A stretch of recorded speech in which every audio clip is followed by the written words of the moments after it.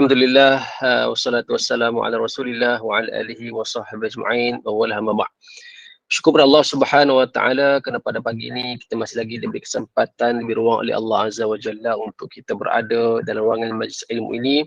Mudah-mudahan pertemuan kita ini akan dalam rahmat Allah Subhanahu wa taala dan kita sentiasa berada dalam kehidupan kita yang sihat walafiat dan sentiasa dalam track yang betul lah menuju syurga Allah Subhanahu wa taala insya-Allah. Baik, topik kita pada pagi ini, kita nak bicarakan pada pagi ini berkaitan dengan komunikasi umat akhir zaman. Bila mana kita bercerita tentang komunikasi ini, salah satu perkara yang perlu untuk kita faham adalah komunikasi itu apa. Kalau bahasa mudah kita ni, komunikasi ni perbualan kita lah. Perbualan kita yang mana apa yang kita sampaikan diterima oleh satu pihak yang sana. Apa yang kita cakap pada hari ini diterima oleh kawan kita, diterima oleh sahabat kita, diterima oleh ibu bapa kita, anak kita dan sebagainya. Dalam konteks kita ni sebagai umat akhir zaman, kita ni umat akhir zaman. Jadi bagaimanakah komunikasi umat akhir zaman ni? Yang mana komunikasi umat akhir zaman ini kita kena pecahkan kepada beberapa peringkat. Kena pecahkan kepada beberapa peringkat. Dan pada pagi ini kita akan mulakan topik komunikasi umat akhir zaman ini, yang mana komunikasi yang paling besar sekali, yang paling besar dan paling penting dalam kehidupan kita, iaitu komunikasi kita dengan Allah Subhanahu wa taala. Yang pertama sekali, komunikasi kita dengan Allah Subhanahu wa taala. Kerana apa? Apabila kita dapat berkomunikasi dengan Allah Subhanahu wa taala, pasti yang lain-lain insya-Allah dia akan turut dalam suasana dan kondisi yang baik. Komunikasi kita dengan Allah Subhanahu wa taala yang pertama sekali iaitu kita ingat bahawa kita sentiasa menelefon Allah Subhanahu wa taala dengan dial nombor 24434. 2 subuh, 4 zuhur, 4 asar, 3 maghrib dan 4 isyak. Itu yang paling ringkas nombor telefonnya. Extension paling ringkas sekali yang perlu kita ingat. Yang mana komunikasi kita dengan Allah Subhanahu wa taala kita mulakan dengan solat. Umat akhir zaman hari ini umat yang mana sukar untuk bangkit dan solat subuh. Itu kenyataan yang perlu kita hadam dan perlu kita selami betul-betulnya. Kenapa saya katakan begitu? Akhir zaman ini memperlihatkan kepada kita bagaimana solat itu telah dijadikan sebagai perkara remeh. Lah solat je tak apalah. Sedangkan kita perlu meletakkan bahawa itulah tempoh, itulah masa untuk kita berkomunikasi dengan Allah Subhanahu wa taala. Dan ketika itu jugalah kita nak pastikan apa-apa permintaan kita, apa-apa sahaja kita lakukan atas dunia ini adalah diterima oleh Allah Subhanahu wa taala. Kalau kita solat pun tak sempurna, bagaimanakah keadaan perkara-perkara lain? Oleh itu, bila mana kita nak bersolat, kita kena sentiasa bersedia untuk kita solat. Saya rasa asatizah lain pun cerita benda sama. Solat, dan saya pun cerita benda sama juga berkaitan solat. Dan kita pun, saya rasa ibu-ibu ayah pun dah familiar dah, selalu mendengar berkaitan dengan kesempurnaan solat. Tapi kita kena selalu ingatkan. Kita selalu dan perlu untuk diperingatkan sentiasa bahawa kepentingan untuk kita menjaga solat kita. Kerana itu hubungan kita dengan Allah Subhanahu wa taala, komunikasi kita dengan Allah Subhanahu wa taala. Kerana itulah bila mana kita bercerita tentang solat, kita komunikasi dengan Allah Subhanahu wa taala bermula dengan solat, maka dalam solat itu kita ada perkara-perkara yang kita mendoakan. Kita berdoa kepada Allah Subhanahu wa taala. Kita berdoa kepada Allah dalam solat kita. Maka dengan kita berdoa kepada Allah dalam solat kita itu, maka kita dapat menjaga diri kita daripada melakukan perkara-perkara yang Allah larang. Kita solat. Sebab itulah solat kita ni perlu ada keadaan yang khusyuk, tawaduk, khusyuk dan tawaduk solat kita ini perlu selari dengan keadaan dan kondisi di mana kita solat. Kalau kita solat ni, ibu-ibu sekali, kalau kita solat, contohlah kita solat. Di mana kalau kita solat ini, kita solat di rumah. Saya yakin ada di antara kita pun dah ada ruangan khas untuk solat kan. Ruangan khas untuk solat maksudnya ruangan itu khas untuk solat saja. Tidak boleh masuk untuk bermain, tidak boleh masuk untuk kata buat lepak-lepak. Dalam tu khas untuk solat sahaja ataupun untuk baca Quran dan sebagainya. Maka jagalah tempat tersebut supaya kita dapat manfaatkan ruangan yang Allah Subhanahu wa taala gunakan kepada kita. Ya. Baik. Dalam masa yang sama, sekiranya kita boleh bersolat di masjid atau surau, lagi baik. Lagi baik. Kerana kalau kita ikutkan sebagaimana hadis daripada baginda Nabi sallallahu alaihi wasallam, irtani khamsan qabla khamsin, 5 perkara sebelum 5 perkara. Di antaranya iaitu ketika sihat sebelum sakit. Sihat sebelum sakit ini, ketika mana kita sakit itulah kita lihat bahawa Allah nikmatnya zaman kita sihat. Nikmatnya ketika mana kita boleh untuk solat dalam keadaan yang cukup sempurna. Allah nikmatnya bila dapat sujud dengan sempurna. Dan bila Allah Subhanahu Wa Taala telah menarik nikmat tersebut, maka solat kita Allah kurangnya rasa solat ni. Tak boleh nak solat sujud macam biasa. Sebab itulah gunakan ketika mana Allah bagi peluang, iaitu ketika sihat sebelum sakit atau muda sebelum tua. Itu semua merujuk kepada keadaan dan persekitaran kehidupan kita yang membolehkan kita ni solat, dan ketika itulah kita berkomunikasi dengan Allah Subhanahu Wa Taala. Kemudian dalam masa kita solat itulah kita berdoa kepada Allah Subhanahu Wa Taala. Ada orang berdoa ketika mana dia sujud, ada di mana tahiyatul akhir berdoa pada Allah. Yang mana doa ni kita nak lahirkan daripada hati yang suci bersih, yang mana kita memerlukan sesuatu daripada Allah Subhanahu Wa Taala. Kita nakkan sesuatu daripada Allah Subhanahu Wa Taala, kita berdoa pada Allah Subhanahu Wa Taala. Mungkinlah kita niat nak sesuatu daripada kita muda lagi. Ya Allah, mudahkanlah untuk aku dapatkan sekian. Mudahkanlah untuk aku dapat. Contohlah kita katakan, seronok tengok orang pergi berjalan, pergi ziarah, pergi umrah. Seronok nak pergi sana. Nak juga pergi sana. Berdoa pada Allah. Ya Allah, mudahkanlah urusanku agar dapat juga pergi ke sana. Berdoa. Mudah-mudahan dengan asbab kita berdoa, khususnya solat kita itu, Allah makbulkan doa kita. Tapi jangan doa dalam sembahyang dan solat tu, tak boleh. Doalah dalam bahasa, dalam hati kita lah. Kalau doa dalam bahasa Arab tak masalah. Doalah hati kita, ya Allah, niatlah hati kita, ya Allah, mudahkanlah untuk aku pergi umrah dan sebagainya. Berdoa kepada Allah Subhanahu Wa Taala. Okay, itu doa dalam solat. Kemudian doa yang luar daripada solat. Lepas kita habis solat sebagainya, kita berdoa kepada Allah Subhanahu Wa Taala. Doalah apa-apa sekalipun, apa yang kita terlintas untuk kita dapatkan benda yang baik, doalah pada Allah Subhanahu Wa Taala. Berdoa pada Allah. Ya, doa ni jangan ikut tunggu masa je. Tunggu lepas solat lah berdoa, tak. Apa sahaja, tempat di mana sahaja kita rasa sesuai, berdoa lah. Jangan dalam tandas kita berdoa pula kan. Maksud tandas je berdoa, kan. Maksudnya tempat yang sesuai. Saya kata tempat yang sesuai. Contoh naik kenderaan, seorang-seorang dalam kereta, berdoa pada Allah, ya Tuhanku.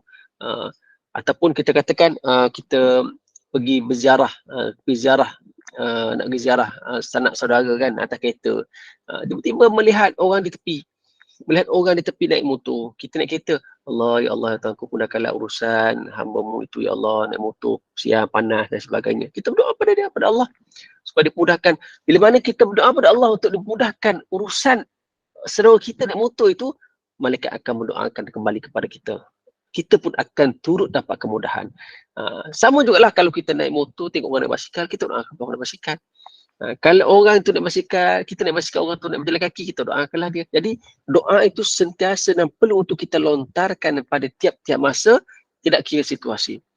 Dan sama jugalah dengan ibu-ibu, yang mana kadang-kadang bila mana kita ini buat sesuatu,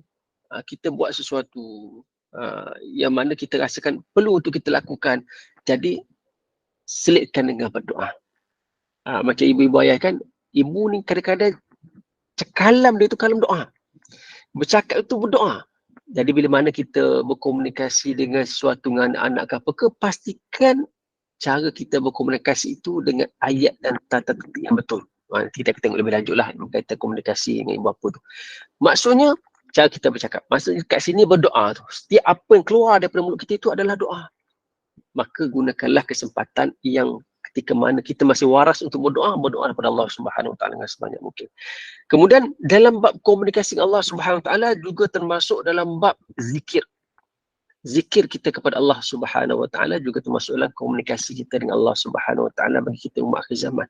Sebagaimana telah kita dengar sebelum ni, akhir zaman ini manusia bila turun Dajjal, maka manusia ni akan ikut apa sahaja arahan dan tunjuk ajar daripada Dajjal.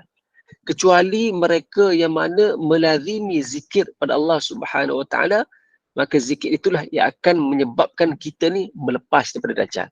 Tapi keyakinan dengan zikir itu sampai kepada Allah Subhanahu Wa Taala, dia akan dapat sekiranya zikir itu dah dilazimi sebelum Dajjal tiba. Tapi kalau Dajjal dah tiba baru kita nak berzikir, lapar manjang, apalah kita rasa macam dah usaha dah ni berzikir ni tapi tak kenyang-kenyang. Maksudnya kita buat itu bukan ikhlas daripada di dalam diri kita. Kalau kita nak ikhlas, zikir itu perlu dah kita kita dah kata dah kita apa? Dah sentiasa sebut sebelum Dajjal turun. Maksudnya sebelum kita kata sebelum turun Dajjal, iaitu ketika hari ini, zaman sekarang ini, lepas solat kita berzikir. Bukannya kata Assalamualaikum warahmatullahi wabarakatuh, Astagfirullahaladzim, sambut. Kata lazim, walaupun sesibuk mana kita sekalipun, contoh sibuk sungguh lah kita ni, tak sempat, gunakanlah peluang itu untuk kita berzikir dalam kenderaan kita, ketika mana kita berjalan dan sebagainya. Tak tentu kita duduk atas tikar sejadah je nak berzikir tu. Atas kenderaan kita, atas motor kereta, berzikir subhanallah, subhanallah, subhanallah, zikir kepada Allah Subhanahu Wa Taala. Ya, baik. Dan kemudian yang paling utama juga iaitu kita mentadabbur ayatul Quranul Karim, di mana ayat Quran itu yang telah menjelaskan kepada kita secara keseluruhannya situasi umat akhir zaman. Maka bila mana kita bertadabbur ayatul Quranul Karim, pasti kita akan mendapat tahu perkara-perkara yang sepatutnya kita tahu berkaitan akhir zaman. Quran itu perlu kita baca. Kan Quran itulah perlu untuk kita sentiasa memahami isi kandungannya yang akan terus menusuk masuk ke dalam kalbu kita. Kalau sekadar Quran itu dipersembahkan atas rak, mau cakaplah hari ni kan banyak pergi program-program hadiahnya Quran, hadiah Quran. Tapi kalau Quran tak dibaca, macam mana yang baca ni Quran dalam apps telefon kita, itu Quran kita baca. Yang orang bagi itu bila nak baca, maka bacalah mushaf tersebut, muka-mukalah mushaf tersebut, belik-belik lah. Okay, hari ni surah ni baca Quran ni, surah baca Quran ni, supaya Quran ni orang bagi itu dapat manfaat untuk semua. Okay? Baik. Maka ada daripada solat, doa, zikir dan baca Quran itu, ada 4 perkara ini, maka itulah perkara pertama yang telah kita bicarakan pada pagi ini, iaitu komunikasi kita dengan Allah Subhanahu Wa Taala, yang mana menjadikan kita ini umat akhir zaman yang tahu berkomunikasi dengan Allah Subhanahu Wa Taala, yang tahu meminta kepada Allah Subhanahu Wa Taala dengan wasilah-wasilah yang telah Allah tetapkan kepada kita. Dan Allah bagi perantaraan kepada kita sekian, maka telah gunakan sebaik mungkin, maka janganlah kita alpa untuk buat 4 perkara ini. Solat kita dah buat dah, tambahlah dengan solat sunat. Solat fardu kita buat, tambahlah dengan solat sunat. Okay? Doa, dalam solat kita dah berdoa, luar solat kita berdoa, di mana-mana saja kita berdoa kepada Allah Subhanahu Wa Taala. Zikir lepas solat kita buat, tetapi tambahlah dengan zikir-zikir lain. Ketika mana kita berada berseorangan, zikirlah. Mudah-mudahan zikir itu akan masuk ke dalam hati kita. Dan mentadabbur ayatul Quranul Karim. Dapat banyak Quran, baca Quran tersebut, insya-Allah dengan baca Quran, dia akan masuk dan akan ingat dalam hati kita bahawa Allah Subhanahu Wa Taala telah bagi peringatan kepada kita supaya kita ikut apa yang telah diajar oleh Allah Subhanahu Wa Taala. Itu pertama pada pagi ini. Yang kedua, komunikasi umat akhir zaman merujuk kepada komunikasi kita ni dengan Rasulullah sallallahu alaihi wasallam. Bagaimana? Iaitu memperbanyakkan berselawat dan memberi salam kepada baginda Nabi sallallahu alaihi wasallam, serta merendahkan suara apabila disebut tentang Rasulullah sallallahu alaihi wasallam, dan diikuti dengan berselawat, termasuklah dengan mempelajari hadis baginda Nabi sallallahu alaihi wasallam. Maksudnya banyakkan selawat. Jangan tunggu ada program selawat mega baru nak selawat, tak. Selawatlah sentiasa. Selawatlah sentiasa. Innallaha wa malaikatahu yusalluna 'alan nabi ya ayyuhalladzina amanu sallu 'alaihi wa sallimu taslima. Maka berselawatlah kita. Sentiasa berselawat kepada baginda Nabi sallallahu alaihi wasallam. Bila mana orang sebut sallallahu alaihi wasallam, kita pun menyambut sallallahu alaihi wasallam, yang telah kita ketahuilah. Baik. Yang keduanya iaitu mempelajari hadis-hadis daripada hadis-hadis baginda Nabi sallallahu alaihi wasallam. Kita kena belajar hadis, apa yang Nabi buat, apa yang Nabi tak buat dan sebagainya. Kita belajar. Bila mana kita belajar hadis Nabi sallallahu alaihi wasallam, kita dapat mengetahui bahawa apa yang Nabi suka, apa yang Nabi tak suka, apa yang Nabi larang, semua itu yang perlu kita laksanakan dalam kehidupan kita harian. Kalau kita tak belajar, kita tak tahu. Jadi untuk kita pastikan kita ni buat apa yang Nabi ajar, maka kita kena mempelajari hadis mengenai Nabi sallallahu alaihi wasallam. Antaranya apa? Antara contohlah kita katakan makan. Okey, bab adab makan. Adab makan itu Nabi ajar pada kita. Makanlah dengan tangan kanan dahulu, kemudian makanlah makan dekat dengan kita dahulu. Okey, dengan baca bismillah, semua sekali itu antara adab Nabi ajar. Mana dapat? Daripada hadis Nabi sallallahu alaihi wasallam. Dengan kita mempelajari hadis tersebut, kita tahu bahawa seringan-ringan perkara kita nampak bab makan je pun, tapi Nabi telah ajar kepada kita tata cara yang sebenarnya, maka kita berkomunikasi dengan Nabi sallallahu alaihi wasallam dalam konteks yang sebenarlah. Dalam masa sama tu kita berkomunikasi Nabi sallallahu alaihi wasallam, kita mengikut apa yang telah Nabi ajar kepada kita. Ya? Bab makan ni nampak macam simple je, tapi kita kena usahakan untuk buat benda tu. Okay? Daripada mula kita nak makan, cuma hari ni kita jaranglah dapat makan dalam keadaan hidang kalau pergi kenduri. Dah kenduri hari ni semua buffet dah, pergi ambil sendiri makan. Dahulunya kita diletakkan begitu. Dan di situ ada adab yang baik untuk kita contohi. Contoh kita makan dihidangkan. Okay, sampai satu hidangan itu untuk 5 orang. Okay, untuk 5 orang. Atau hari ni kalau kita makan dalam bentuk hidangan untuk VIP pun masih ada lagi lah. Makan duduk di meja atau duduk bersila dan sebagainya. Kemudian kita akan mula makan dan pastikan kita menggunakan tangan kanan. Yang keduanya baca bismillah. Yang ketiganya ambil makanan yang terdekat dahulu dengan kita. Hanya kita ayam sedap tu, kita push tangan tu. Ambil ayam depan tu. Jangan ambil yang paling dekat sekali. Kalau sambal lah. Makan sambal dulu. Tapi jangan makan sambal kosong tu. Maksud sambal nasi-nasi dan sebagainya.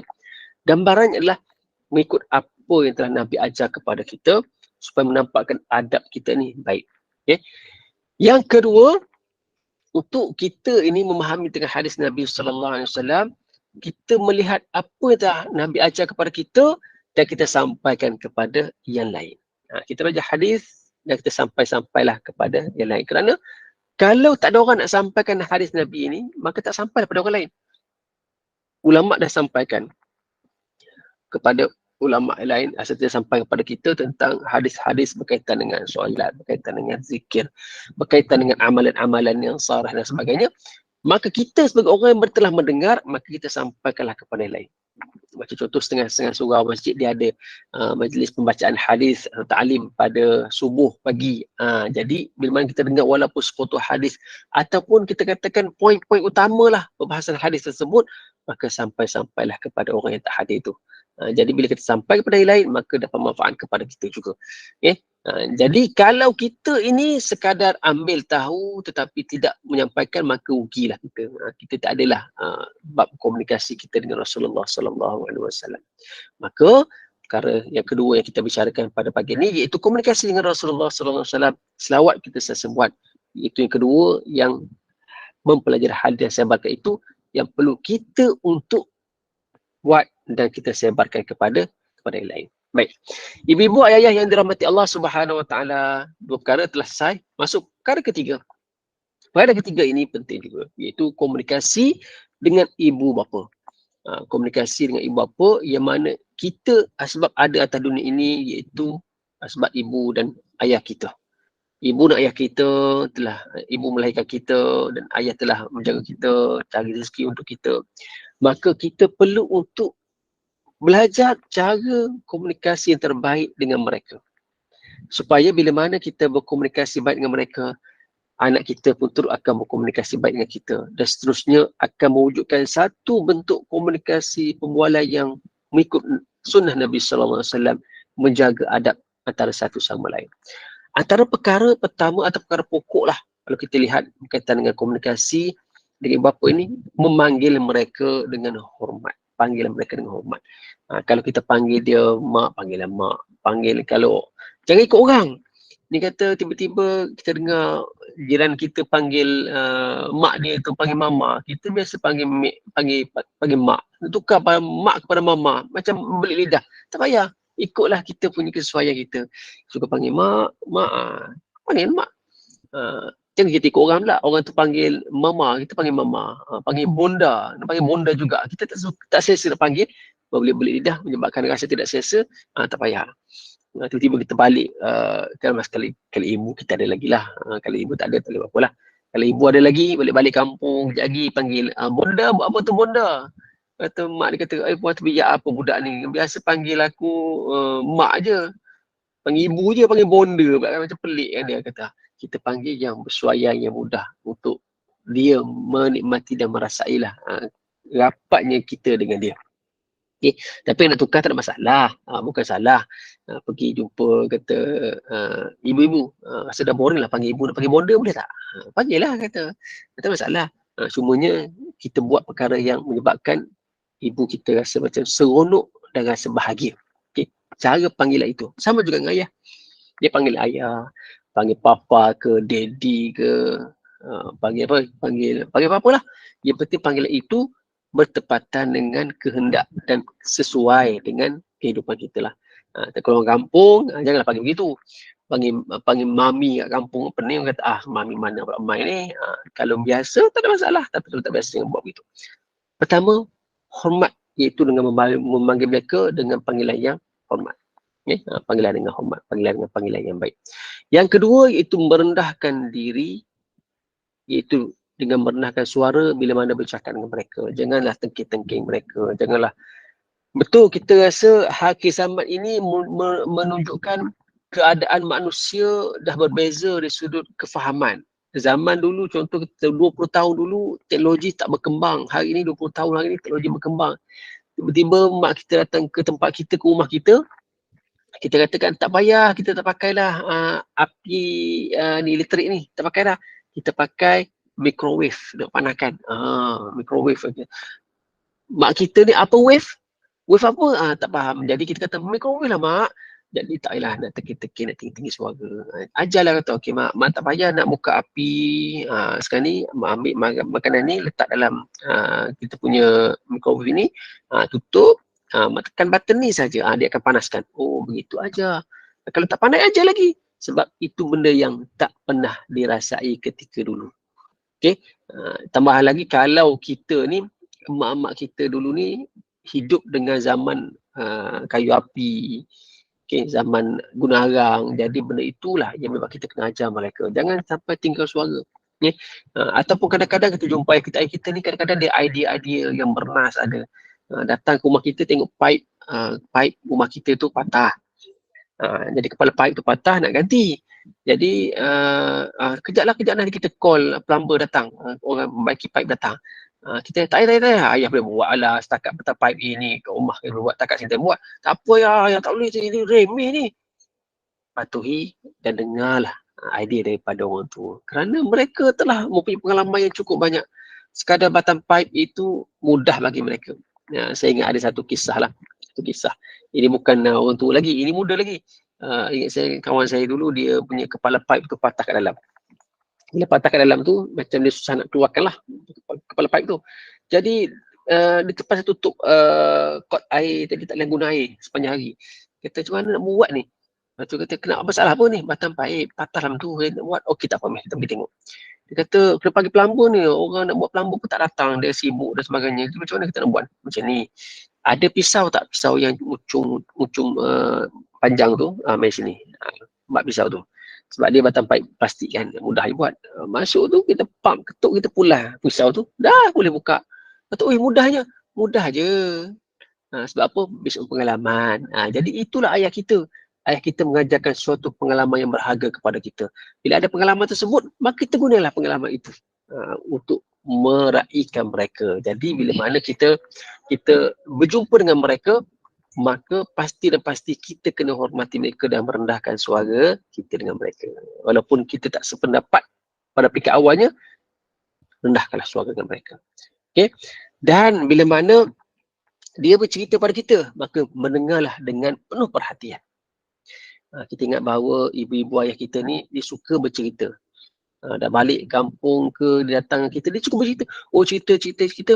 Kita sebagai anak yang patuh pada ibu bapa kita, maka dengarlah perkongsian daripada mereka. Walaupun kata Allah, rasa dah dengar, rasa dah 4 kali dengar cerita ni, tak apa, dengar.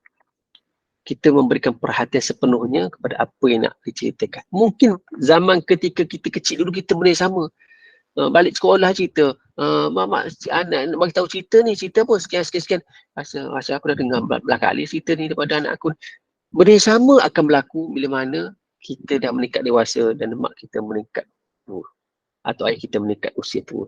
Jadi kita dengar betul-betul dan kita letakkan perhatian sepenuhnya kepada apa yang nak disampaikan oleh bapa kita untuk menjadikan sesuatu itu lebih kata hormatnya kita kepada mereka. Hormatnya kita kepada mereka. Yang seterusnya iaitu kita boleh mencium dan kita boleh memeluk mereka kalau sempat, buatlah perkara-perkara ini. Peluk mereka, kata mak apa khabar. Jadi bila mana kita balik ni, kadang-kadang yang tak perlu kita buat. Tak pernah kita buat. Peluk mereka, cium mereka, tapi buatlah. Bila kita buat, dia rasa macam Allah, anak aku ingat lagi aku. Sebab takkanlah dia dah bagi tahu kita kan. Bagi tahu kita, kita dah peluk dia, kata kita pun kata macam, dah kenapa pula kau peluk aku ni, jajang kau peluk aku ni, tak ada. Kita peluk, tak adalah mak, saja nak peluk ke. Sebab kita nak merasai, kita nak menghormati dia. Dia lain. Dia, cara kita berkomunikasi ni dengan sentuhan ni lain. Saya ingat satu ketika dahulu, ibu mertua saya ni sakit, dia kena kanser kan. Jadi, dia kanser, dia pasti operate semua sekali. Dia keadaannya tidak sedar, tapi terlihatlah dia punya bacaan BP dia tu, naik tu. Jadi, antara yang kita buat adalah, saya pergi tu, saya kata, okey, cuba gosok. Gosok belai tangan dia, belai, gosok, tengok. Dia meningkat, BP dia naik. Macam dia dapat respon. Sebelum ni turun, rendah, kita risau, sudah rendah, manja ni. Saya kata, okey, jangan pergi ziarah dengan melihat saja. Ramai ni keliling ni, tengok, kata dah siap operate, macam tu, macam mana buat kan, sabar. Borak-borak dengan ahli keluarga lain, kata, sedangkan dia mengetahui apa yang berlaku itu, walaupun dia tidak sedar. Maka kita yang mendengar itu, jangan cakap banyak. Pergi gosok, pergi belai dia, gosok tangan dia, picit-picit, yang mana boleh picit dan sebagainya. Memang tengok perbezaan itu sekali. Begitu jugalah, bila mana ibu ayah kita masih ada, belailah mereka. Kadang-kadang kita lihatkan video-video yang menuju kepada kehidupan kita ni akhir-akhir ini, iaitu ibu ayah suap nasi pada kita, menangis anak-anak kan. Nak katakan bahawa benda itu kalau buat memang kita akan rasa bersentuhan-sentuhan. Ibu ayah memang dia tak kisah pun dia suap pada anak-anak. Tapi kita hari ni nak suap kepada ibu bapa, kita berkira, bahan makan sendiri boleh, so kita suap buat apa? Kita akan berkira, sedangkan itulah yang perlu kita laksanakan. Kalau kita boleh buat lagi, buatlah. Jadikanlah suapan-suapan tangan kita ni, mungkin suapan itu suapan terakhir kita untuk dia, suaplah untuk dia. Mungkin kita tahu ibu kita mati dulu ke, ayah kita mati dulu, ataupun kita dulu pergi. Dan kita dulu pergi tengok ayah kita, Allah aku duk tengokkan kau suap aku pergi dulu, kau pergi dulu. Macam mana kan? Tapi yang penting usaha kita itu ada. Supaya apa kita buat itu adalah suatu perkara yang kita boleh meletakkan rasa hormat kita, kasih sayang kita kepada ibu dan ayah kita. Baik, itu yang ketiga. Baik, yang keempat iaitu komunikasi kita dengan pasangan kita, iaitu suami atau isteri lah. Jadi ini menarik kerana sekiranya kita masih ada suami, masih ada isteri, maka ini yang perlu kita laksanakan. Bagaimana kita nak memastikan mahabbahnya, kasih sayang kita di antara umat akhir zaman hari ini, dia mulai retak sedikit. Maksudnya, lama-kelamaan hari ini, dia tak kisah sangat dah. Bagaimana kita punya keadaan kita ni. Maksudnya, kedudukan kita ketika ini iaitu bila mana kita bercakap dengan pasangan pun indah tak indah. Waktu pun indah tak indah. Lebih banyak kita habiskan masa dengan gadget dan sebagainya.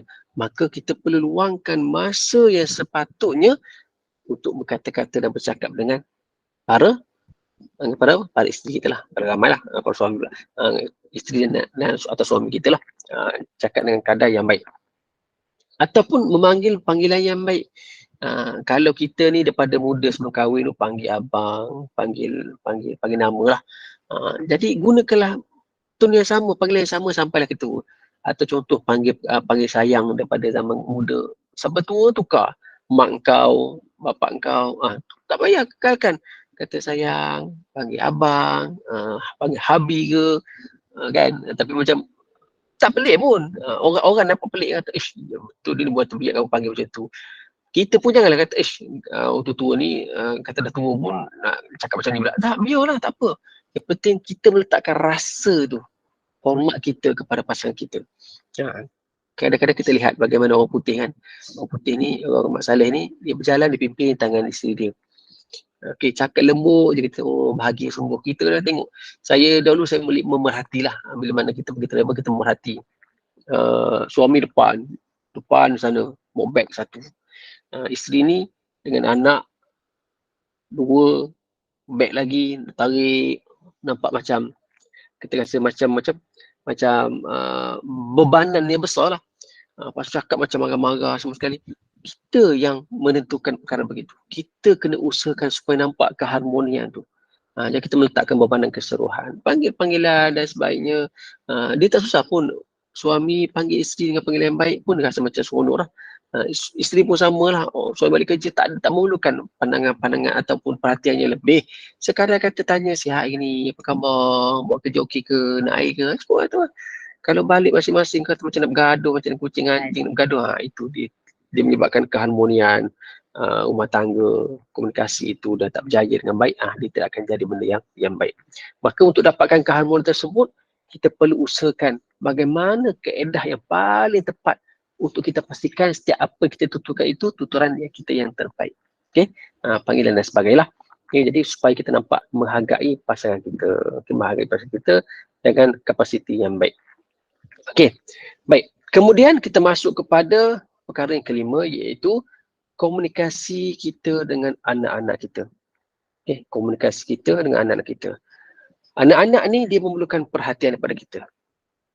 Memerlukan perhatian yang sepenuhnya daripada kita. Namakan anak kan. Jadi, bila mana memerlukan perhatian yang penuh, maka kita perlu untuk bagi sesuatu yang membolehkan dia ni merasa bahawa dia ada mak, dia ada ayah. Begitu. Maksudnya kat sini, memanggil anak-anak dengan panggilan yang sebaiknya. Kita panggil anak-anak dengan panggilan yang sebaiknya lah. Dan sebab itulah penamaan anak tu. Nak bagi nama anak tu, biarlah nama anak tu yang bersesuaian. Yang dia rasa, Allah terima kasih ayah bagi nama ni, cantik nama ni. Jadi begitu. Sebab kadang-kadang akhir zaman ni Allah, mohon maaflah kalau ada anak kita atau cucu kita nama panjang sangat. Menyebabkan kita nak panggil berbelit-belit lidah. Alright, sorry tak disebut kat sini. Nama tu nanti ada sisi. Maksudnya nama tu berbelit-belit. Tak tahulah makna tu rujuk pada apa, tetapi yang penting untuk membuat penamaan anak tu jumpalah asatizah kita, orang-orang alim dan sebagainya tamu. Kalau saya nak namakan anak saya dengan nama sekian-sekian, boleh ke? Nama apa tu? Nama-nama, okey, boleh. Sebab nanti panggilan itu doa. Panggilan itu doa. Jadi kalau panggilan itu doa, maka kalau kita duk panggil dia dengan nama-nama begini yang tidak sesuai, maka menyebabkan ada yang panggil tak elok dan sebagainya. Ataupun nama punyalah panjang. Nama panjang sungguh. Panggil nama samaran lain. Panggil nama, contoh nama sedap lah, nama yang makna yang baik-baik. Dan sekali panggil cik. Atau panggil nama apa? Nama long saja ke. Jadi kita panggillah panggilan yang memberikan makna yang sesuai dengan anak kita tu. Okey, makna sesuai dengan anak kita tu. Contoh kalau masa zaman Nabi SAW, panggillah dengan nama contoh Abu Ubaidah ke dan sebagainya, menggambarkan sesuatu yang mendoakan dia. Mendoakan dia. Macam ni kata panggil boy, panggil girl. Nak panggil tak ada masalah, tetapi perlulah kita menyebut nama yang kita namakan dia tu. Contoh nama Muhammad ke, nama Nur ke, kita panggilkan nama tu. Sebab nama itu beri reflect kepada kelakuan-kelakuan dia. Kalau panggilan itu, kita katakan, Nur, panggil Nur. Cahaya. Panggil cahaya datang, maka Allah akan bagi cahaya kepada kehidupan dia. Kalau kita panggil girl, memang dia girl lah. Tak masalah, panggil girl lah. Jangan bertukar pula, girl panggil boy. Susah panggil boy, anak kita girl lah. Tak masalah tu. Jadi kita panggil panggilannya sesuai. Dia akan mendoakan dia jadi orang yang hebat-hebat. Itu cara dia. Jadi bab panggilan itu kita serah kepada diri masing-masing. Tengoklah anak kita panggil apa. Kalau kita panggil benda yang tak sepatutnya, kita tukarlah panggilan itu. Tiba-tiba tukar panggilan. Hari ni mak nak panggil nama kamu sendiri. Mak punya susah cari nama itu. Habis ustaz jumpa mana nama sesuai. Lain sekali mak panggil nama ni je. Jadi nak tukar nama sebagaimana kita namakan dia zaman mula-mula dia lahir itu. Supaya dengan kita panggil nama itu, dia akan mendoakan anak itu menjadi anak yang soleh. Itu yang kita nak. Okay? Sebab panggilan nama itu kita buat untuk menjadikan dia anak yang soleh. Tapi kalau panggilan nama itu kita buat cantik tapi tak panggil, rugi. Tak rugi. Kat sekolah saja panggil. Itu dah pendek. Punya dah panjang-panjang kali. Nak panggil apa kamu ni? Panggil Nur lah cikgu. Apa Nur je. Yang belakang-belakang tu cahaya kehidupan yang menerangi jiwa. Contoh nama dia, terjemahan dia lah. Ngomong alam lah. Nak katakan gambar cantik nama tu. Panggil cahaya je. Sedangkan yang lain itu yang berikan makna keseluruhan kepada jiwa, raga anak-anak itu. Okay. Jadi, bab panggilan. Okey, Ustaz saya nak panggil anak bongsu adik. Okay. Panggil bongsu adik. Boleh, tak ada masalah nak panggil adik pun, nak panggil adik. Tetapi selingan nama tu. Maksudnya kita kena guna nama yang kita bagikan juga tu.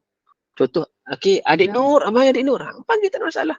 Tapi kalau kita letakkan adik manjang, dia tidak meletakkan doa kepada anak kita.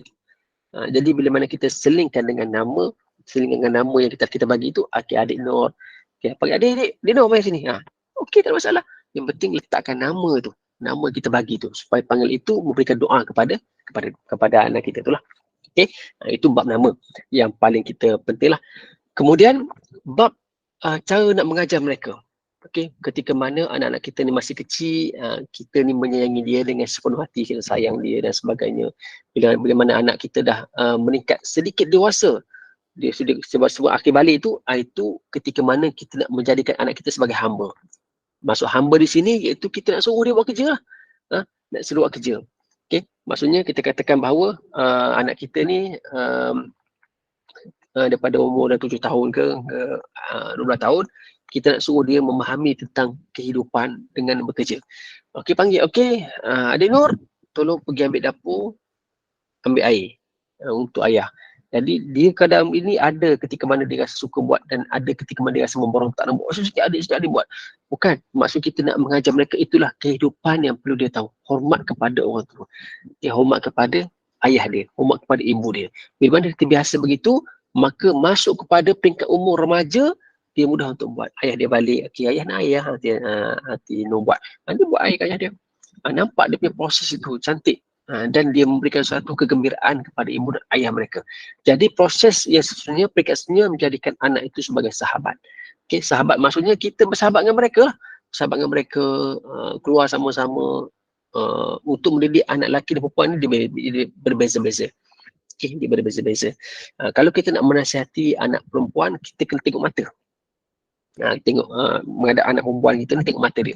Tengok mata dia, cakap satu, okey. Bagi tahu, okey, adik Nur dah umur sekian-sekian, ni umur dah sekian ni, kena buat perkara ni. Tengok mata dia supaya dia tahu bahawa apa kita nak sampaikan tu masuk dalam hati dia. Bagi anak lelaki, kita kena letak macam nak peluk dia dan cakaplah di telinga dia.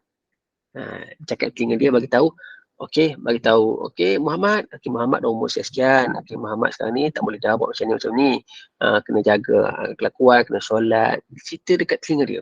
Sebab anak perempuan dia visual, dia melihat dia menggambarkan. Tapi kalau anak lelaki ni dia audio ni dia dengar, dia tangkap dan dia analyze dan dia akan ingat. Jadi benda itu yang kita kena buat. Bila kita dah buat begitu, maka bila sampai ke tahap sahabat nanti umur remaja, dia mudah untuk ikut kita. Kalau awal-awal kita buat begitu, naya kita letih, kita nak buat, letih kita nak tunjuk ajar, letih kita nak bagi tahu apa yang baik, apa yang buruk. Kalau time tu kita buat, maka mulalah episod anak-anak tidak dengar kata kita, bergaduh dan sebagainya, ataupun anak kita dah rasa mula macam kata start ni lah, dia start melawan cakap kita dan sebagainya. Jadi itu yang kita tak nak berlaku pada kehidupan kita sebagai manusia. Sebab itu komunikasi dengan anak-anak lah. Jadi bila mana anak kita dah dewasa, dah kahwin dan sebagainya, maka perlu untuk kita pastikan anak-anak kita tersebut selari dengan apa yang telah kita ajar kepada mereka. Maksudnya, apa yang kita nakkan kepada anak kita itu telah tercapai. Jadi bila anak kita dah besar, dah masuk umur perkahwinan dan sebagainya, nasihat mereka itu berbeza dengan nasihat ketika mana dia kecil. Jangan samakan, anak aku ni masih kecil lah. Jadi tak boleh, kita tak boleh samakan anak aku ni walaupun dah besar, mesti jadi kecil. Tak boleh. Kita kena letakkan dia sebagai dia dah besar, dia ada tanggungjawab dia. Kita kena hormat dia dulu lah. Hormat dia sebagai anak dan kita nak pastikan hormat dia tu tidak melebihi hormat kita sebagai seorang ayah kepada seorang anak lah. Maksudnya ada daripada barrier dia tu, ada dia punya perbezaan tu lah di antara siapa ibu, siapa anak dan sebagainya. Cuma kita kena pastikan bahawa setiap apa yang nak lakukan tersebut, iaitu kita tahu anak kita ni dah besar dan kita perlu letakkan tanggungjawab kepada mereka. Nah, contohlah kita katakan anak kita dah besar, tapi kita ni bawa kereta tak bagi kat dia. Tak yakinlah nak bagi bawa kereta ni macam budak kecil tak. Bagilah kat dia, bagi peluang kepada dia. Okey. Baik, itu untuk komunikasi dengan anak. Okey, kita masuk seterusnya iaitu komunikasi dengan saudara mara. Komunikasi dengan saudara mara. Maksudnya kita ni dekat atas dunia ni kita ada saudara mara kita. Kita ada saudara mara kita, ada sahabat kenalan kita. Jadi kita perlu untuk mengenali mereka, menghubungkan silaturahim dengan mereka, dan menjaga kebajikan mereka. Kerana hari ini dia baya-baya atau batch-batch yang ibu-ibu ayah ni masih ada lagi lah kenalan-kenalan yang katanya kenal antara satu sama lain. Berjumpa di mana-mana tu masih kenal. Tapi yang generasi di bawah ni, jadi saya dan anak-anak ni, dia sudah tidak mengenali. Sebab apa? Sebab tidak dihubungkan tali silaturahim tersebut. Tidak bawa jumpa dengan keluarga dan sebagainya, maka tidak kenal. Jadi itu perkara yang perlu kita fikir-fikirkanlah, supaya kalau kita tidak bawa mereka ni mengenali saudara mara lain, maka terputuslah tali silaturahim di situ. Terputuslah tali silaturahim di situ. Nak tak nak kita kena bagi tahu bahawa ini saudara kita, ini belah mak, ini belah ayah, sekian. Barulah kita dapat mengetahui bahawa itulah perkara yang sepatutnya kita laksanakan. Kalau tidak, dia agak susah lah. Agak susah sedikit untuk kehidupan kita ni. Okay? Baik. Jangan tunggu hari raya. Jangan tunggu raya baru nak pergi jumpa. Tak sempat. Raya ni masa sangat-sangat limited. Balik kampung hanya cuti 2-3 hari. Lepas tu tambahan jam semua sekali. Nak jumpa saudara mara memang tak sempat. Jadi gunakan kesempatan yang ada. Contoh ada hari minggu lain. Ada saudara kita ni rumah tak jauh pun. Naik kereta pergi jumpa. Kejap, oh ini anak sekian-sekian. Rupa-rupanya tengok, macam kenal. Siapa ni? Oh punya satu kelas. Dekat universiti, duduk sekali. Satu dorm pula tu, satu bilik pula tu. Tak tahu punya saudara mara, sepupu punya. Sebab apa? Sebab tidak mengenali antara satu sama lain. Jadi kita ni, sepatutnya kita kena buat. Kita kena sentiasa letakkan prioriti bahawa anak kita ni ada orang yang perlu kita hubungkan silaturahim antara mereka, iaitu kita lah. Kalau tidak, mereka tidak akan mengenali antara satu sama lain. Baik. Kemudian yang seterusnya iaitu komunikasi dengan sahabat. Tadi kita komunikasi dengan sanak saudara, ini sahabat. Di antara kita memang kita ada sahabat, ada kawan-kawan. Ini pun kawan-kawan kita semua ni dalam grup kita punya persatuan ni, cerita Quran ni, semua sahabat-sahabat kita. Jadi sahabat-sahabat ini perlu kita hubungkan silaturahim di antara sesama kita. Okay? Maka bila mana kita ada sahabat yang ramai-ramai ini, kita boleh minta bantuan mereka, bantuan dari sudut pandangan mereka, minta doakan mereka, dan kita juga mendoakan mereka, doa pada kita, dan boleh kita meletakkan keutamaan bila ada sahabat ni. Maksudnya kita tahu, oh ini seramai berapa orang, 100 orang hari ni, ini kawan-kawan grup mereka yang banyak beri nasihat kepada kita. Dia tak salah. Minta nasihat, kata nak minta nasihat sikit tak? Pandangan sikit tak? Apa pandangannya? Saya ada masalah ni, minta, tak ada masalah. Sebab itulah perkara yang perlu kita laksanakan. Perkara yang perlu kita laksanakan dalam kehidupan kita sebagai manusia, iaitu bila ada sahabat. Sahabat ni bukan tentu sahabat yang kita kenal rapat-rapat saja. Kita bersahabat dengan semua orang. Kita bersahabat dengan semua orang. Bila pergi surau masjid, kita kenal mereka, kita bersahabat dengan mereka. Kita balik, kita ke kampung, kita ada sahabat di kampung. Ini dalam online ni kita ada sahabat-sahabat online. Ni saya ramai sahabat-sahabat saya dalam online. Ibu ayah ni jadi sahabat saya, tapi kalau jumpa kat luar tu tegur-tegur lah. Saya tak kenal ibu ayah ni, ayah mungkin kenal saya lah. Jadi saya tak kenal. Maka bila tak kenal, jumpa kat luar kita tegur lah. Jumpa, ustaz mengajar dalam tu online tu, mungkin tak kenal tapi saya kenal lah, tegur-tegur lah. Saya memang tak macam lah. Okay, sebab kita dah kata dah mute semua kan. Dah kata dah off kamera semua, memang tak kenal. Tapi kalau jumpa, tegur-tegur lah. Okay, kalau kita bersemuka semua sekali ni, insya-Allah mengenalilah, jumpa, oh itu Puan Iksum, saya kenal. Jadi itu antara benda-benda yang mudah untuk kita buat. Tapi akhir zaman ini, pastikan kita laksanakan perkara-perkara tersebut supaya kita dapat hubungkan hubungan yang baik di antara sahabat-sahabat kita. Kerana pentingnya ada hubungan di antara sahabat ini. Ada apa-apa masalah ke, ada contoh kita katakan ada musibah apa-apa ke, maklumkan, ramai akan datang memberi nasihat dan sebagainya. Itu perlu kita laksanakanlah, khususnya melibatkan nasihat, khidmat nasihat tu. Khidmat nasihat tu penting. Contoh kita katakan anak nak masuk universiti. Jadi kita nak minta nasihat siapa kat sini? Oh, punya ada kita punya ni satu peserta Quran ni bagi tahu bahawa jom kita dengar pandangan-pandangan tentang ni, mana yang lebih baik. Dengar semua sekali, oh pandangan A, B, C, oh terima kasih di atas pandangan ini, saya memerlukan pandangan-pandangan tersebut. Kalau tempat lain nak tanya pun tak jumpa orang yang sepatutnya. Jadi kawan-kawan kita inilah yang boleh kita kongsikan bersama-sama. Oh, silakan Puan Isun datang kongsi, nanti kita sambut. Baik, seterusnya yang ke-8, kita ada komunikasi dengan jiran tetangga. Komunikasi dengan jiran tetangga iaitu kita tahu bahawa kita ni hidup dalam keadaan ada jiran kiri kanan atas bawah. Kalau rumah flat lah, kalau rumah yang biasa kita ada kiri kanan depan belakang tu. Maka kita kena prihatin terhadap jiran tetangga kita. Kita tahu bahawa siapa orang kat tepi kita, depan kita, paling kurang lah. Mungkin dalam satu lorong tu kita tak mengenali keseluruhan, tapi at least kita tahu, oh lorong ni siapa duduk, kiri kanan siapa duduk, belakang siapa duduk. Okay, paling kurang mengetahui sedikit sebanyak. Kerana hari ini ramai di antara jiran tetangga ni tidak bertegur siapa, dan lebih lagi buat bergaduh lagi. Dah lah tak mengenal, tapi buat gaduh-gaduh lagi. Maksudnya yang tu tak puas hati, ni tak puas hati, mula bergaduh dan sebagainya. Itu benda yang kita tak nak. Benda tu kita tak nak berlaku. Kita nak harmonikan hubungan di antara jiran tetangga. Ya, antaranya kita katakan sekiranya ada apa-apa perkara berlaku, contoh macam kenapa rumah sebelah tu macam bunyi kuat sangat tu, tungtang macam ada sesuatu. Kita pergi tengok, rasa jiran ni balik kampung ni. Kenapa bunyi macam bunyi pelik ni? Pergi cek, oh ini orang nak datang mencuri ni. Jadi kita pun dapat nombor telefon, kata saya jiran sebelah ni, kata ada kat rumah ke ni, saya balik kampung, ada orang masuk ni. Kita pun teroyong pergi tangkap. Gambarannya adalah kesepahaman itu.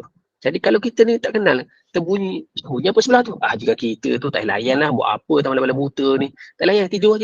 Jadi kita tidur dalam keadaan kita tidak ambil tahu tentang apa yang berlaku pada jiran kita. Itu satu perkara yang sangat-sangat besar kerugiannya. Nak tak nak, kita kena usahakan supaya kita dapat manfaat. Jiran ada sekiranya kita tak ada, dia boleh tengok rumah kita. Kalau dia tak ada, kita boleh tengok rumah dia dan sebagainya. Itu salah satulah. Dan kita boleh tengok dan bagi nasihat sekiranya ada anak-anak dia lah. Contoh anak dia ni naik motor laju semua naik motor. Jadi kita kata, nak tegur macam mana lah jiran kita. Nak tegur nanti kan berpasang muka. Tegur, tak ada masalah. Sebab kita kenal. Kalau tak kenal, itu jadi gaduh. Kata, cik saya jiran sebelah ni, anak ni rem motor kuat sangat lah. Tak boleh slow sikit, anak saya nak tidur ni. Itu saya gaduh. Tapi kalau kita kenal dia, selalu dah jumpa, morak-morak kan. Kalau ada juadah lebih, betul-betul juadah. Kalau kat belakang tu, ketika jemur kain ke apa ke, tengah sapu-sapu laman ke, jumpa di antara ibu-ibu ni, morak-morak. Jadi ada masalah bagi tahu. Kita pun kata, bang, saya anak-anak kita lah, kata duk tengok naik motor laju sangat tu, risau juga takut melanggarnya. Saya tak kisah lain, tapi takut dia dilanggar oleh orang tu, saya bagi jiran ni rasa nak ambil inilah, ambil pot lah, kata jaga hati jiran kita ni. Dia menyebabkan dia rasa selamat. Dia rasa macam, oh makasihlah di atas teguran, saya pun tak perasan saya naik motor macam ni, tak apa saya tegur. Itu salah satu cara yang betul yang kita nak buat untuk mengharmonikan hubungan di antara sama jiran kita. Kalau kita tegur cara yang kasar, tak boleh. Dia tak akan jadi keharmonian, dia akan jadi pokok penganda. Jadi mulalah tak bertegur siapa dan sebagainya. Okey. Seterusnya berkaitan dengan binatang. Yang kita nanti kita tengok berkaitan dengan komunikasi dengan binatang sebagainya. Pun sama juga. Kita tahu bahawa binatang ni itulah nature dia, tak boleh nak jaga. Macam kita kan nak berak-berak lepas ikut dan dia. Jadi bila contoh kucing itu berak depan rumah kita, kucing jiran ni berak depan rumah kita. Jadi apa kita nak buat? Jadi sebab kita ni rapat dengan jiran kita tersebut, maka kita tegur dia. Kata, bang, kucing abang ni, dia berak depan rumah saya ni, tak apa, saya tak bersalah, boleh cuci je. Cuma itulah tiap-tiap hari ni keluar anak lah, dia naik motor, kena motor dia, ni anak yang kecil ni basikal lah, terpijak kucing tu. Jadi macam mana? Jadi kita bagi cadangan, oh ya ke, saya tak perasan kucing saya ni, dia kat rumah dia berak, dia elok je, dia berak dalam pasir rumah ni, rupanya dia berak tempat lain. Jadi kita bagi solusi-solusi yang terbaik untuk memastikan kita dapat selesaikan masalah kucing ni dan dalam sama kita dengan jiran tangga ni tidak rosak hubungan. Okey, baik. Yang seterusnya iaitu kita ambil yang ke-9, komunikasi dengan musuh-musuh Islam ni. Apa gambarannya? Iaitu kita ni tak boleh nak kata duduk tidur lena sepanjang masa kerana kita tahu bahawa bahawa ada musuh-musuh Islam yang akan mencari peluang untuk memusnahkan hubungan baik kita ni, hubungan Islam yang terbaik ni. Jadi kita kena siap sedia. Maksud siap sedia macam mana? Kita tahu bahawa ada mereka ni kalau salah sikit cakap dia akan mula lontarkan fitnah-fitnah tersebut.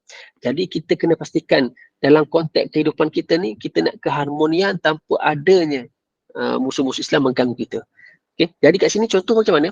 Contoh kita katakan kita tahu bahawa dalam grup kita ini adanya orang bukan kita nak katakan musuh Islam, tapi kita katakan mungkin orang yang tidak sepakat dengan Islam lah.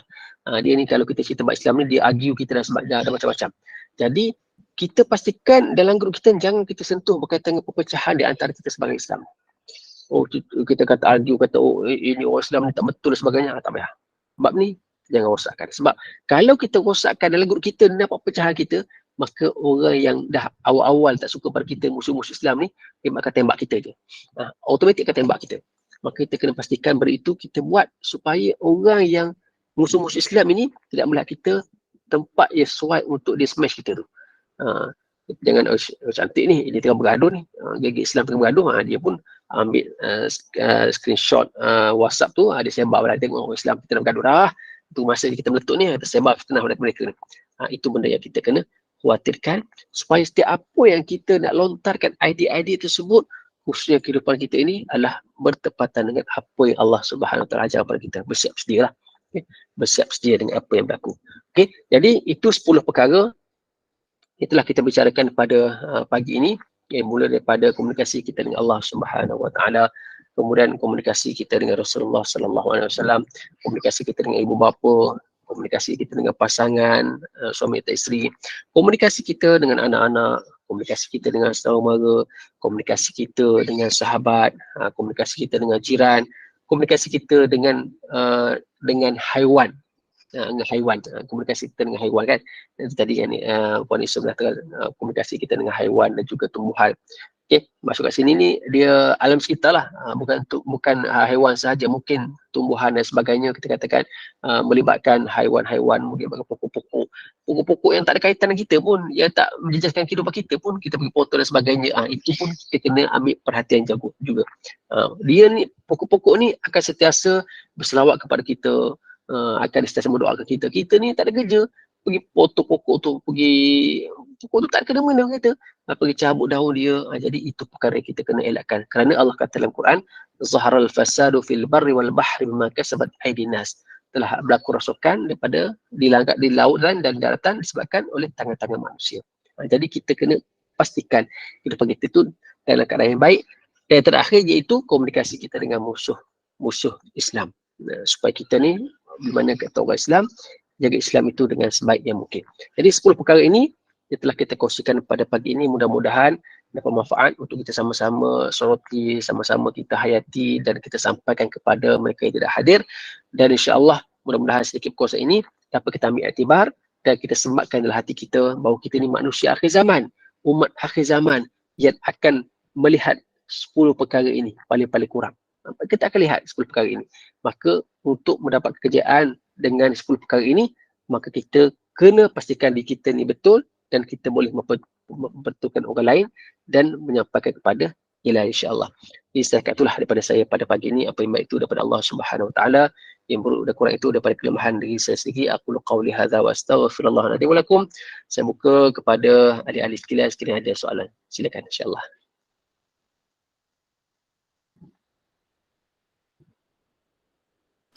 Assalamualaikum Ustaz. Assalamualaikum. Ustaz, macam mana pula peranan diam dalam sesebuah komunikasi itu? Adakah diam itu lebih baik daripada kita bercakap sesuatu yang kita rasa benar tetapi boleh mendatangkan mudarat? Okey, baik. Terima kasih Puan Hazlina. Okey, diam ini dia antara diam ni salah satu kita katakan bukan strategi lah. Diam ni salah satu strategi juga sebenarnya dalam kita komunikasi ini. Kita tahu bahawa kalau kita bercakap, dia boleh menyebabkan ada rasanya ketidaksefahaman di antara kita dengan yang lain. Lebih elok kita diam.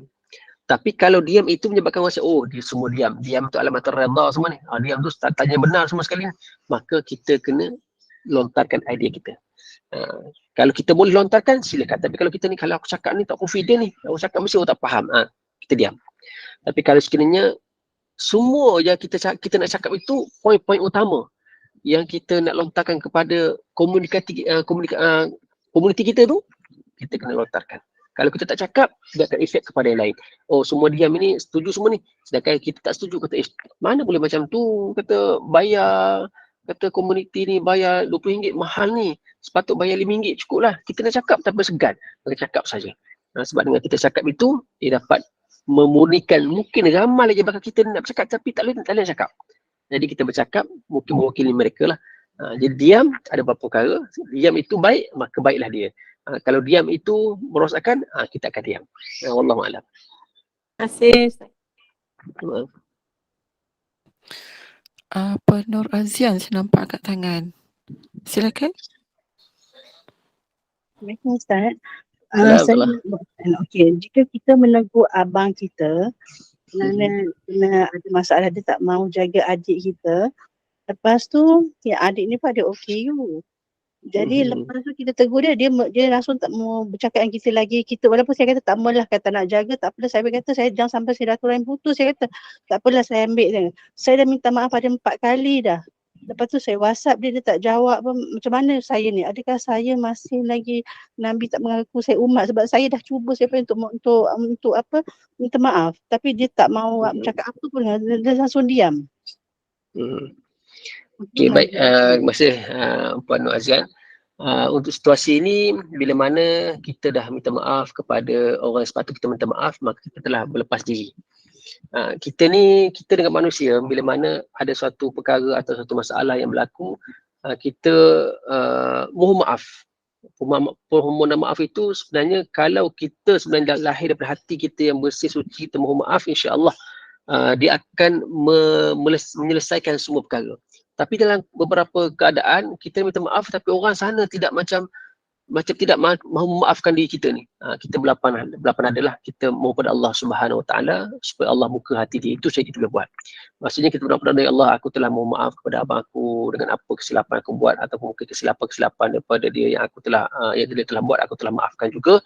Tapi dia macam tidak maaf, dia tidak nak terima maafan kita tu.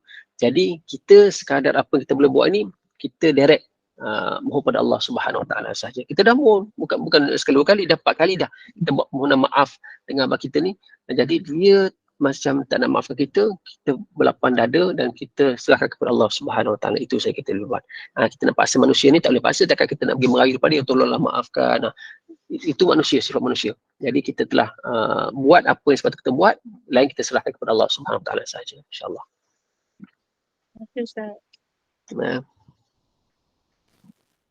Okey, nampaknya setakat itu saja. Terima kasih kepada yang bertanya dan alhamdulillah jazakallahu khairan Ustaz Dr. Khairul Ashraf atas kesediaan berkongsi ilmu ini dan perkara yang cukup jelas bagi kita semua tentang komunikasi umat akhir zaman ini.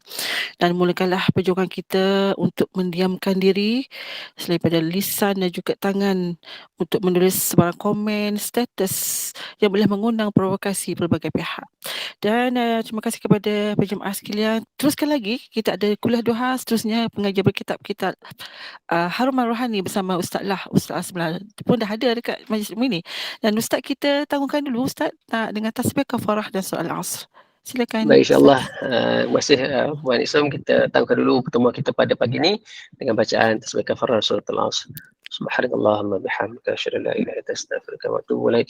Bismillahirrahmanirrahim. Wal 'asr innal insana fi khusr illa allazina amanu wa 'amilus solihati wa tawassaw bil haqqi wa tawassaw bis sabr.